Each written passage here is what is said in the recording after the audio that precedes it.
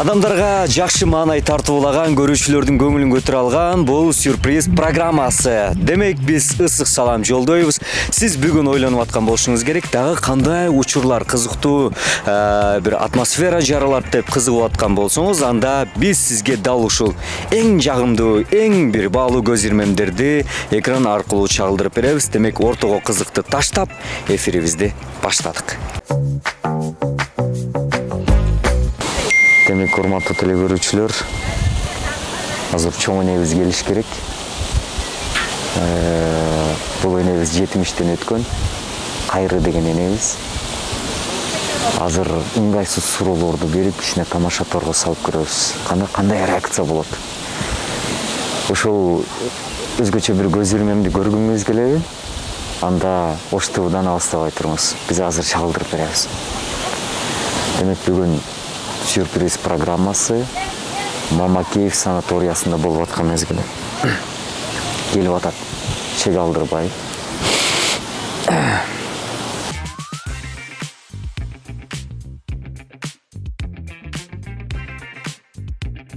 Эке, ден соолугуңуз жакшыбы? Акыбалдарыңыз жакшыбы? Рахмат, Кудайга шүкүр, рахмат. Жакшы жүрөсүзбү? Неберечелер бар. Эже кандайсыз? Ден соолугуңуз жакшыбы? Демдисизби? Жакшы жүрөсүзбү? Кудайга шүкүр. Эне атайын, сизди бул жака конокторуңуз, меймандарыңыз бар экен. Бир-эки мэрияда иштейм. Мэрияда кызматкермин. Кичине бир ошол азыр жарлык чыккан, жаңы жарлык. Ошого биз үйлөрүнө барып, үйүндө жок болсо, келип өздөрү менен маектешип суроолорго жооп алып, протоколду толтуруп жүрөбүз. Бир самга 5 мүнөт. Мэриядан келдик. Жүрүңүз. Үйгө барсак жок экенсиз да. Туулган уруктар менен бул жакта отурат дегенден. Туулган күнүгө да.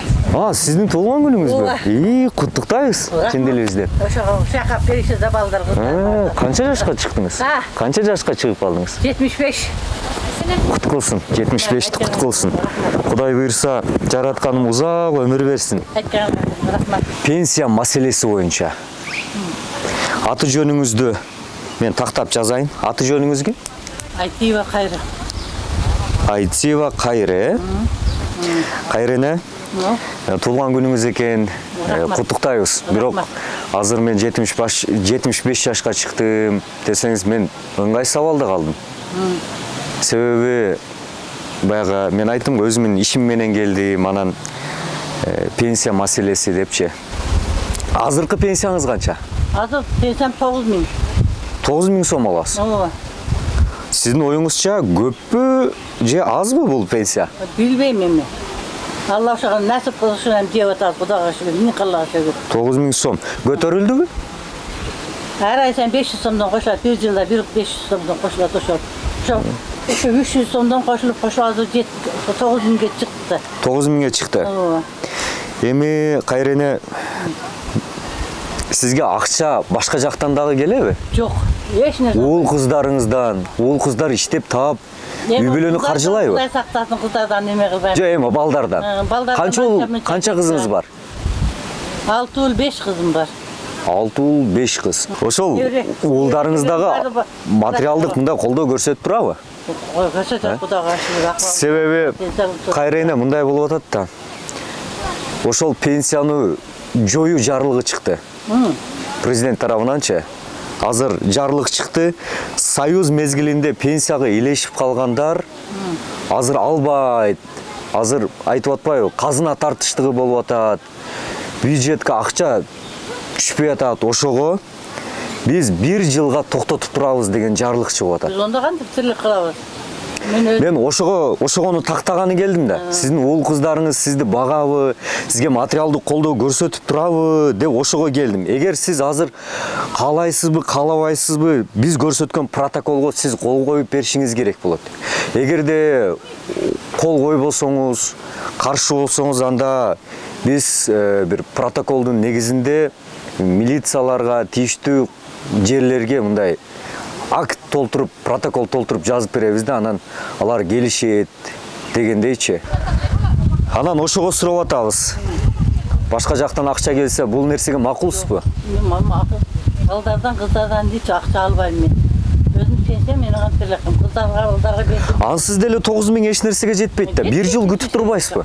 1 жыл күтүп турбайсызбы? Балким айтып атат да, биз казына тартыштыгын жойгондон кийин, инвесторларды, инвестицияны тарткандан кийин дейт, сырт жактан дейт. Биз ошол 9 миң же 10 миң болгондорду экесе көбөйт беребиз, алар сабыр кылып күтсүн дейт.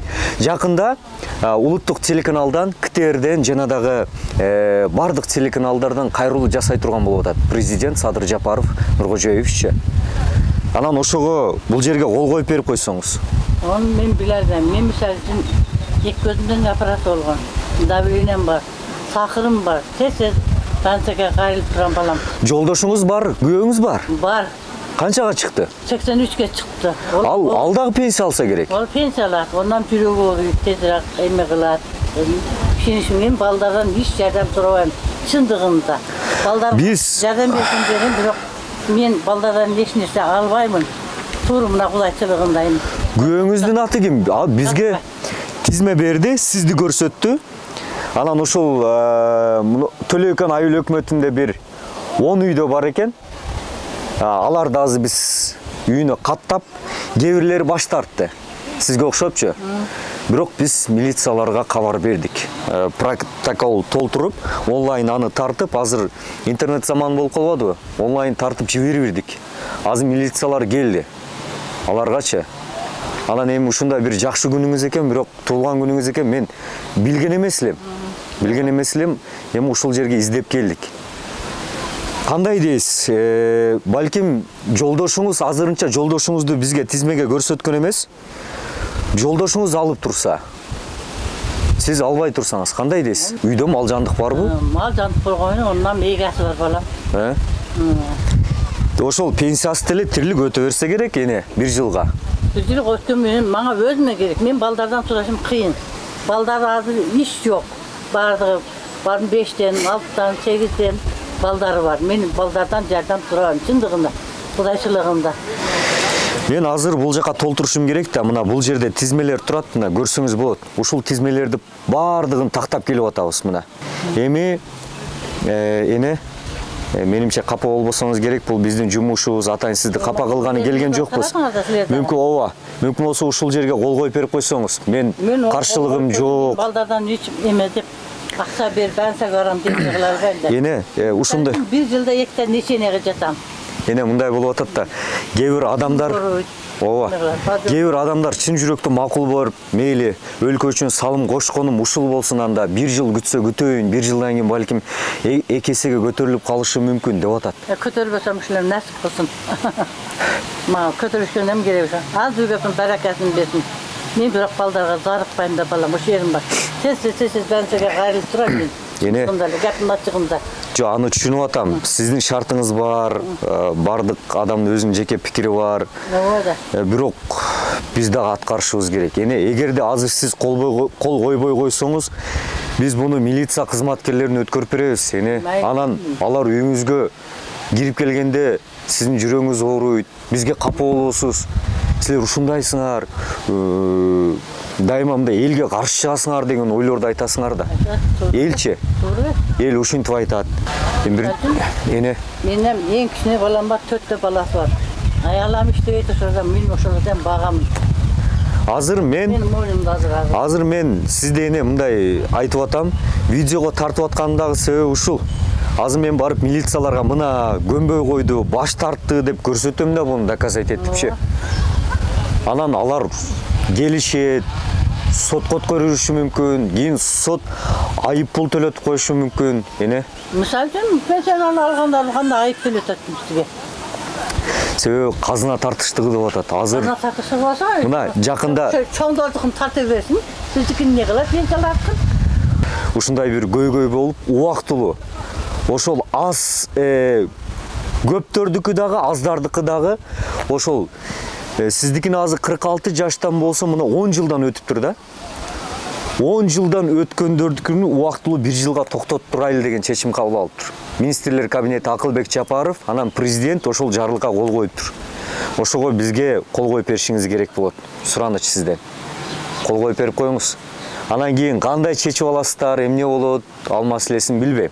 Эгерде кол койбосоңуз, анан милиция кызматкерлери келип, алар сотко өткөрүшү мүмкүн. Эне? Мен кандай сотко өткөрүп? Балдарыңыз каршы эмеспи? Билбейм, Азыр балдарыңыз укса же бул жерде уул кыздарыңыз болсо, менимче алар дагы кол коюп берип коюңуз дейиши мүмкүн. Кыздардан турайт. Кыздар менен балдарыммен маселе кылыш керек. Мен коасам, партияларга жатсам, балдардан акча сурашым да кыйын болот. Мына бүгүн 4-күн, эртең акыркы күн. Эртең биз бардык отчетторду беребиз. Анан милициялар келет, эгер каршы чыккандарга алар чара колдонушуп атат. Кожайын эмне дейт, балдар эмне дейт? Эми мыйзамды сыйлашыбыз керек да баары бир. Кол коюп берип коюңуз, анан кийин кандай чечим кабыл аласыз? Азыр ана кыздар менен маселелешейинчи. Эмеле? Азыр кыздар эле чакты. Сейдеже, келиңизчи.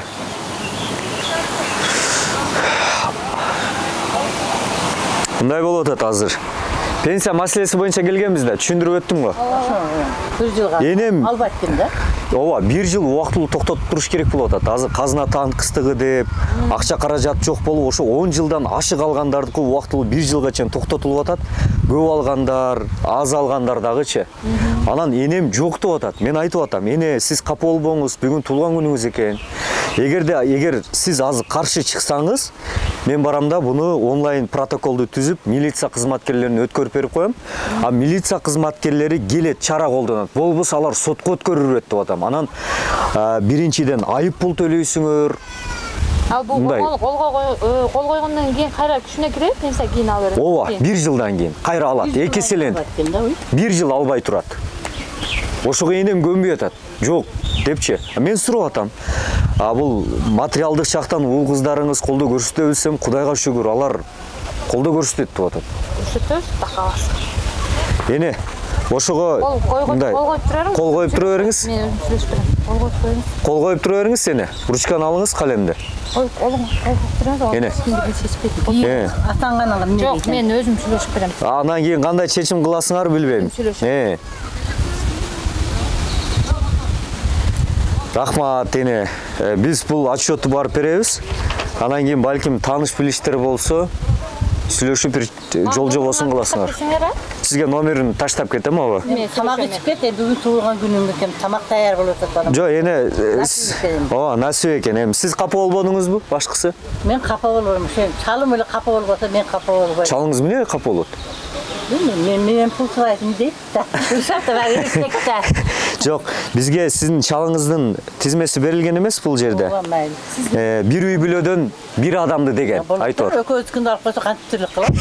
Бир үй бүлөдөн бир адамдын ошол убактылуу пенсиясын бардык менин моюнумда дейт балам. Мейли эми, эне туулган күнүңүз жакшы өткөрүңүз, бизге уруксаат. Бизге капа болбодуңузбу? Жок. Эне, биз баралы, азыр дагы иштерибиз бар бул жердечи.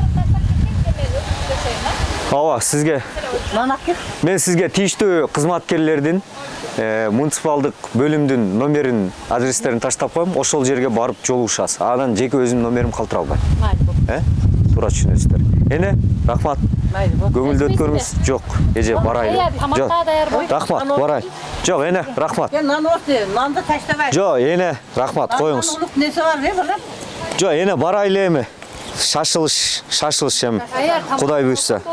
Жок, эже, коюңуз. Болуптур, эне. Иштегенем жакшы болот. Эне, рахмат. Иштегенем жакшы болот. Капа болбойсуз эне, а? Болуптур, рахмат. Мейли. Болуптур. Мейли, тынч болуңуздар. Мейли. Ооба, алып калам. Сен номериңди алып. Ооба, менин номерим. Ооба. Мейли, тынч болуңуздар.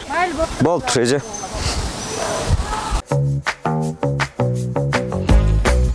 Азыр, урматтуу көрүүчүлөр, бул сиздер көрүп турган сюрприз программасы. Демек, энебиздин бүгүн туулган күнү 75 жашка толуптур. Бир аз тамашага салдык, тактап айтканда коркутуп, үркүтүп, милицияларга беребиз деп олтуруп, пенсиясынан дагы ажыратып койдук. Азырчы эми кандай болуп турат, кандай эмоциялар болуп атат, азыр артынан чуркап бара калабыз. Кана кет. Урматтуу теле көрүүчүлөр, азыр туулган уруктары бардыгы бир болуп таң калып атса керек, ушундай пенсиядан ажыратып койду, эмнеге каршы чыкпадыңыз депчи. Ошондой жерге кирип барабыз азыр. Кана кеттик. Мына туугандар олтурушат. Демек күтүлбөгөн жерден кайренебиз куттуктап келдик. Кайрене, туулган күнүңүз менен. Бул Ош ТВ телеканалы сюрприз программасы. Бүгүнкү кайренебизди өздүк майрам менен чын дилибизден куттуктап келдик. Туугандар, кол чабабыз. Кана ушундай бир кубанычтуу күндү көрүп турганыбызга өтө бир кубанычтабыз. Кайрене, бул сизге гүл, Ош ТВ телеканалынын атынан. Кана гүлдөй жашарып жүрүңүз, ачылып жүрүңүз. Бул шириндик дагы сизге. Бул урматтуу телекөрүүчүлөр, көрдүңүздөрбү? Ар бир адамдын көңүлүн көтөрүү биздин негизги максат дегенде, бүгүн бир энебиздин көңүлүн көтөрүп олтурган бизге чоң бир мотивация берди. Жана дагы сиздин жакшылык күнүңүз бизге буйруган экен. Биз дагы ошол жакшы бир күндү, санжыралуу күндү жумрай журтка, кыргызстандыктарга жарыялап олтурганыбызга өтө бир кубанычта болуп отурабыз. Кол чабуулар туугандар. Көрүп турганыбызга кубанычтабыз. Туулган күнүңүз менен. Бир жашыңыз узун болсун. Ассалам алейкум. Чоң ата, демдүсүзбү? Акыбалдарыңыз жакшыбы? Чоң эне, кайрене, күттүңүзбү ушул нерсени? Кудайга шүгүр, рахмат таба. Жок, ошол азыр биз сизге алдыда мындай тамаша кылбадыкпы? Ооба. Коркутуп, үркүтүп, милициялар чакырып келебиз, сотко өткөрүп жиберет, анан айып пул төлөйсүз деп олтуруп, пенсияңыздан ажыратып койбодукпу? Ошого деле канаат кылып макул болуп отурасыз. Рахмат. Негизи ишендиңизби? Ишендим, майыл. Ишендиңизби? Ишендим. Рахмат балам, тамаша. Биздин ошол Ош ТВ телеканалдан келип, мына туугандарыңыз дагы эч ким билбеген, билбедиңиздерби? Жок. Же билдиңиздерби? Жок. Бул жерде бериле Сейде деген эжебиз бизге байланышка чыккан. Байланышка чыккан, азыр өзү айтып берет. Ооба. Негизи ушундай бир сюрприз болуп турчубузбу? Жашооңузда сюрприз болгонбу? Жок. Биринчи жолу болушу. Рахмат. Унутулгуз болот, бул да? Ооба да. Кудайдан буйруганы болот балам ошо. Насип экен. Баракелде. Апабыздын урматына кол чабабыз, туугандар. Чоң ата, атыңыз ким? Атым Кадырбай. Кадырбай чоң ата, чоң энем келип сизге арыздандыбы? Ушундай пенсиядан ажыратып кетти дедиби? Жок. Унчукпадыбы? Чыкпайсам, жакшына ынтымак жашайбыз да. Чоң эне, неге айткан жоксуз? Айтпайм. Неге? Качан айтат элеңиз? Билбейм, качан ылкамга келгенде айтат элем. Илхам келгенде айтат экен. Көрдүңүздөрбү? Баракелде. Эми урматтуу телекөрүүчүлөр, мына ушундай кызыктуу, баалуу көз ирмемдерди биз эфирдин жүрүшүндө чагылдырып беребиз. Демек бизден алыстабай турууга чакырабыз. Ал эми Сейде деген эжебиз бар. Уюштуруучу катары ага дагы бир-эки сөз беребиз куттуктоо үчүн. Анан кандай максатта уюштурду? Бул ойлор, бул идеялар кайсыл жерден келди? Эми өзү бир-эки ооз сөз сүйлөп ачыктап берсин, уруксат бересиздер. Мен дагы ушу Ош ТВ телеканалына ыраазычылык билдирем. Мен сиздерди телевидениядан көргөн болчумун. Анан кызыгып, өзүм уюштуруучумун, бирок спонсорлор башка. Мен ушундайга жакшымын деп коем. Спонсорлор барбарабыз. Россияда. Спонсордо бирөө бар, бул жерде эң кичинекей укам бар. Мен просто уюштуруп бердим. Спонсорлор Кудайга шүгүр, эң чоң акам, анан 2 иним бар. Мына Зикир деген акамдын 2 баласы бар. Салман деген Адилет. Ошолорго дагы мен бирөө сөзүмө мейлидешип, мага акча салышты. Мен уюштурдум деп коет экен. Анан негизи ушул ойду качантан бери ойлоп жүрөт элеңиз? Атама Бул ойду мен силерди Ош ТВдан баягы телевидение үйдө семьям менен көрүп отуруп, анан кийин кызыктым. Анан укаларыма айттым, эң чоң акам айттым. Айтсам, майлы жакшы болот деди. Анан ошо менен уланып кетти. Бирок жакшы идея экен, силерге да рахмат, ишиңерге ийгилик. Бар болуңуз. Кол чабуулар туугандар. Биздин атабыз менен, чоң атабыз менен чоң энебизге эң жакшы каалоо тилектерди айтыңызчы. Биздин көрөрмандар дагы бүй болсунчу ушул жакшы. Мен эң биринчиден ошол жерде отурган ата энебизге ыраазычылык билдирем. Ошондой эле мени 9 ай көтөрүп, мени төрөгөн апама ыраазычылык билдирем. Ошонун арасында мени багып чоңойткон дагы бир ата энем бар. Ал бул дүйнөдөн кайтыш болуп өтүп кетишкен. Аларга дагы ыраазычылык билдирем. Эң биринчиден ал жакта да туугандарым көп мен негизичи. Аларга да чоң салам айтмакчымын ушу эфирден пайдаланып. Эмне демекчимин ушул жерде туугандарым аман болсун. Бар болойлу ар дайым ушинтип ачык дасторкондо жүрөйлү, күлүп жайнап жүргөнгө эмне жеткизген.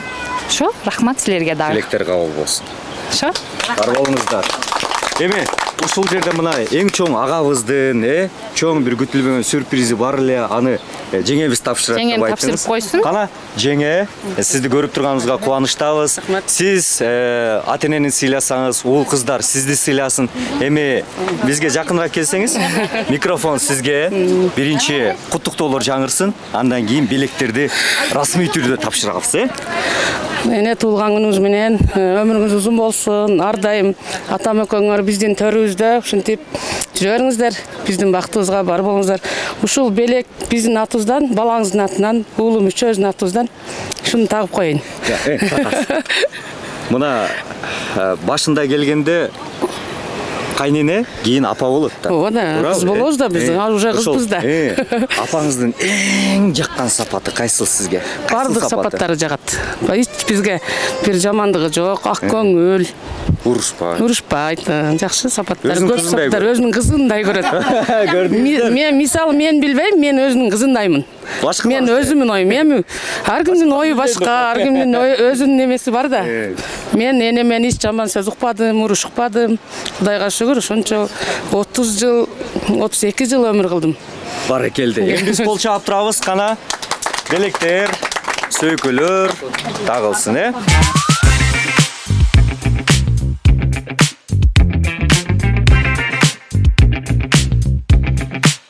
Бул албетте кубануунун, толкундануунун көз жашы да.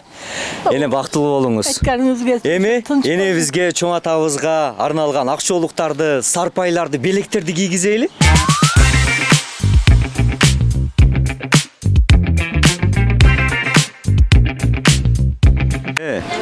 Мына ушунча уул кызды тарбиялапсыз. Канча уул, канча кыз бар, канча небере бар? Ал билбейт. Ал билбейт дейт. 8 небере бар. 14 чебере бар. Өзү 11 балам бар ошо.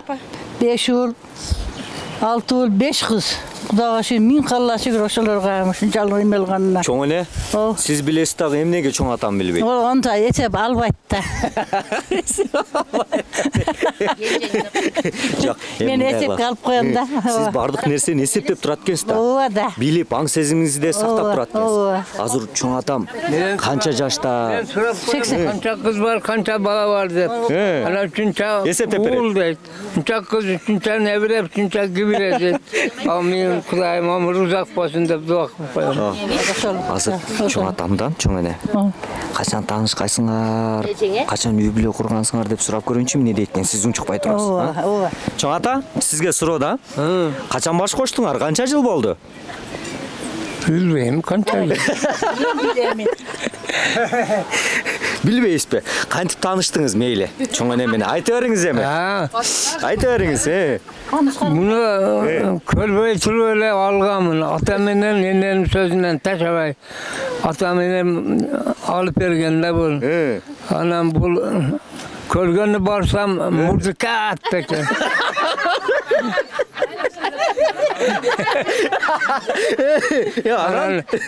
Бирек саат айтты, бул болбойт dedi. Мен мурду баракасы бар экен, бай болам дедим. Жакшы болам, ола богула алам дедим. Алып алдым. Кол чабуулар. Эң son эскер бол. Чоң эне. Чоң ата эмне дейт? Ответ. Misal için beni suyup al жүрөбү окшоп, миң калла шүгүр. Мурду чаңбаса мени жетелеп жүрөбү. Зато сүйдүртүп алгансыз да? Мен экөөбүз бири-бирибизди көргөн эмеспиз, сүйгөн эмеспиз. Толук ата-эненин сөзү менен макул болгонбуз. 64-жылы өмүр баш кошконбуз. Мен ошондо 17 жашта элем. 17 жашта турмуш кургам, чындыгында анакей. Эсептей бер, ошо 64-жылдан бери эсептей бер. Баракелде. Негизи баягы бир жаздыктан агарып көгөрүп, чачыңар агырсын деген ушул турбайбы? Ошол балам. Ошентип мына Кудайга шүгүр. Да көй келет 48 нери барды келгенде бул мамакетти кийип кетет эле. Кудайга миң калла шүгүр. Баракелде эне. Рахмат. Неберелер келди. Ана неберем. Ошо неберем Эң небереби? Жок, эң чоң неберем ана шы кыз. Ол чебере берке. Чебере. Булар небере чеберелер. Эми урматтуу теле көрүүчүлөр, биз болсо сапарыбызды улантабыз. Алдыга көздөй мына чоң ата чоң энебиз дагы бир тамашалуу сөздөрүн сүйлөдү, жүзүбүзгө жылмаюу жүгүрдү дегенде, маанайыбыз көтөрүлдү. Эми уул кыздарынан дагы алдыңкы мүнөттөрдө жакшы бир куттуктоолор жаңырмакчы. Бизден алыстабай туруңуз. Урматтуу замандашым, биз болсо сюрприз программасын улантабыз. Сиздер көрүп жаткан бул Ош ТВ телеканалы жакшы бир маанайда уланат. Эми дал ушул жерде чоң ата чоң энебиздин, кайры энебиздин эң бир сүйкүмдүү, жүрөккө жакын болгон уулу олтурат. Анда эмесе куттуктоо үчүн микрофон сизге. Келиңиз, жакшы бир сөздөрдү айтсаңыз, Ошо атама апама кала тилейтлем. Ошо өмүр узун болсун, биздин баарыбызга жүрө берсин, ушу маңдайыбызда. Негизи сиз дагы мына ата болдуңуз, ата эне кадырын баркын билдиңиз да. Ата болуу бактысы кандай экен? Ата болгондон кийин атаңыздын кадырын түшүндүңүзбү? Ооба да. Бар билинет, ата эне орду бөлөк да, билинет. Бааны биз менен бала чакал болгондо баары ошондо билдик. Ого чейин эч бала билбейт элекпиз. Ачык эле. Тапканын жеп, таппаганын жүрөт элек. Кала тилем ушу. Экөө бактылуу болсо, болду биздин баарыбызга жүрө берсин ушу маңдайыбызда. Кыздары дагы бар. Азыр кыздарына сөз кезегине карабыз. Демек, кыздары кандай бир толкундоолор менен, кандай бир сезимдер менен куттуктоолорду арнашат. Демек, экран аркылуу сиз дагы көрө аласыз. Бул көз жаш эмне? Көз жаш жүрөктөгү сүйүнүштүн, сезимдердин обону, бар болуңуз. Эми микрофонду кармап, эркин өзүңүз сүйлөңүзчү, келиңиз. Апаңызга, атаңызга кандай сөздөрүңүз бар? Менимче даярдагансыз да, кана. Эми бул атам менен апама бир сөз менен айткыс нерселер да буларчы. Пешенебизге бар болсун, оорубасын, заманыбыз тынч болсун. Ушу ар дайым ушул жакшы дастуркондордун четинде толук болуп жүрө берейли. Ушу сапарда жүргөн агам, инилерим баарыңа ден соолук, рахмат силерге дагы. Чоң рахмат ушуларды сыйлап, тапканыңарды салып, белектериңерди жөнөткөнүңөр үчүн чоң рахмат. Андан кийин сиздерге дагы чоң рахмат. Ушинтип келип убактыңыздарды бөлүп, ушу бизди алып тартып кеткениңиздер үчүн сиздерге дагы чоң рахмат. Ыраазычылык билдирем сиздерге дагы. Рахмат, айтканыңыз келсин. Ар дайым ушунча жакшылыктарда жүрө берейли эми. Чоң рахмат. Рахмат. Урматтуу көрүүчүлөр, ушул жерде чоң эжебиз, чоң кыз аябай ушундай толкунданып, укмуш сүйлөдү да, мен эжеме суроо бергим келип атат да. Эже, ата деген деңизден терең инсан, апа деген асмандан кенен инсан дейт да. Эми айтыңызчы, атаңыздын кенендиги менен атаңыздын тереңдиги менен апаңыздын кенендигин кантип түшүндүрүп берет элеңиз? Мүнөзүн айтыңызчы. Атам мүнөзүбү? Атам мүнөзү аябай жакшы, боорукер. Кыздарым, балдарым келет десе, ошо койлорун даярдап турат да. Анан мен койдун көшүн жебеген үчүн кой союм десе, жок, эчки союң деп турам да. Анан кой ушул бир кызым үчүн деп бардыгын эметет. Ушу Кудайга шүгүр. Мен ушу атамын ушинтип турганда миң мертебе шүгүрлөр келтирем да. Барсак чайыбызды кайнатып турат. Кудайга шүгүр 85ке чыгып калды. Чайыбызды даярдап келатат экен деп ушундай күтүп алышат да бизди.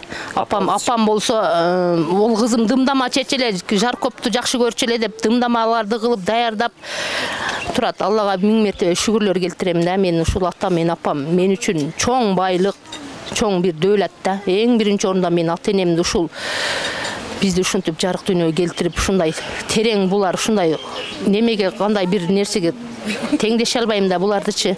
Ар бир инсанга ушул жерден отургандардын баарына ушундай ата энелер ушундай отурган, ушундай тууган урук насип этсин. Урматтуу теле көрүүчү, урматтуу замандаш, көрүп атасыз да. Жүрөктөн чыккан ар бир сөз менимче жүрөккө жетип атат. Демек, ушуну уккан ар бир уул, ар бир кыз ата энесин сыйлоого, ата энесинин кадыр баркын жетүүгө, аларга кызмат кылууга сөзсүз түрдө аракет кылыш керек деп ойлойм. Иштеге, мына бул жерде небере бар экен. Атың ким? Байел. Байел, канча жаштасың? 10. 10 жашта. Бүгүн чоң энеңдин туулган күнү экен да? Ооба. Чоң энең жакшыбы, чоң атаң жакшыбы? Контесі. Жок, бирөөсүн айтчы. Көйінше чоң энем жағады. Неге? Жилден. Акча көп береби? Жоқ. Ұрышпайды да. Урушпайт. Чоң атачы? Ұрышы береді. Баракелде. Эми чоң энебизге туулган күнү менен куттуктап бир сөздөрдү, ырларды даярдагам дейт. Кана, айтабызбы? Чоң энес құттықтан туылған күніңіз менен тоқтың етін ашаңыз, 90-ға чейин жашаңыз, қойын етін ашаңыз, 100-ге шығып жашаңыз, жылқының етін ашаңыз, чоңатан менен бактылуу болуп жашаңыз. О, баракелде, кол чаап коебуз. Молодец. Аябай жакшы көрөсүңбү? Эми чоң энебиздин, чоң атабыздын алдынан өтүп, бир кучактап беттен өп келчи чурта. Кана? Келет атты. Эне бала. Баракелде. Чоң атаң ем.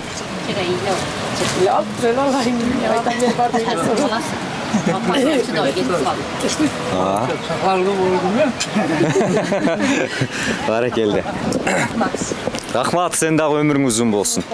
Ылайым, менин калоо тилегим ушул неберенин дагы жакшылыктарын көрүүгө, сыйын көрүүгө, келиндин колунан чай ичүүгө буйрусун Кудайым. Ошол эң жакшы күндөргө жетип барыңыздар биргеликте. Рахмат. Урматтуу телекөрүүчүлөр, биз эфирибиздин соңунда ушул үй бүлөгө аманчылык, бакубатчылык каалайбыз. Ал эми чоң атабыз менен чоң энебизге дагы бактылуу, дөөлөттүү карылыкты тилейбиз. Аларга таазим, баш ийип таазим кылабыз. Анткени ушундай уул кыздарды, небере чеберелерди таап, тарбия берип, өзүнүн ак милдетин мына эл астында актаптыр. Ал эми ушундай жакшылыктарды чагылдырууга биз ар дайым бел байлайбыз, белсенебиз. Кызматташуу үчүн бизге байланышсаңыздар болот. Ар бир жакшылыкты биз экран аркылуу чагылдырып берүүгө дайым даярбыз. Бул сюрприз программасы. Демек, кайрадан жакшылыкта көрүшкөнгө чейин амандыкта туруңуздар. Кош, ура!